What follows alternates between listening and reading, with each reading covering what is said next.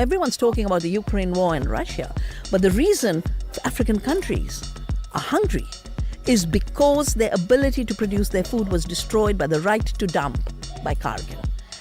Cargill wrote the agreement on agriculture, and then the junk food industry, the Pepsis and Cokes and Nestle's, wrote the sanitary and phytosanitary agreement and created the Codex Alimentarius to shut down healthy food and pushed the food that gave us illnesses, 75% chronic diseases. This is not a conspiracy. There is evidence that the corporations wrote the rules, then it created the billionaires.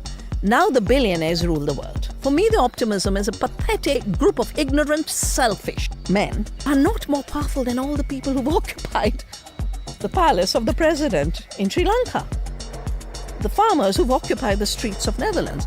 People have power. We've been made to think we are inert. We've been made to think nature is insert. 4 companies today control the seed system. They do not want farmers to have their own seeds. They treat farmers having their own seeds as violating their monopoly rights. The monopoly rights are created through patenting and intellectual property. Intellectual property rights means I have created something, I'm an inventor. But seed is not a machine, it is not put together. Seed is evolution forever.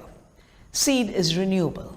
Seed is multiplicative. One seed can give me 1,000 seeds. In the case of millets, 100,000 seeds.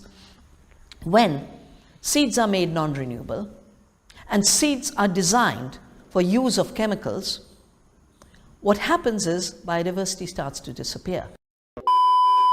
When the British came to India, they just grabbed the land. And then the peasant whose land it was now had to pay rent. It used to be called lagan. That's what created the poverty. That's what created the starvation. That's what created the famines. Result I mentioned was 60 million deaths. The last big famine was 1942, Great Bengal famine. It isn't that there was lack of rice. We'd grown enough rice. It was extracted to be taken out as a tax collection. And more trade took place in the year of famine than before.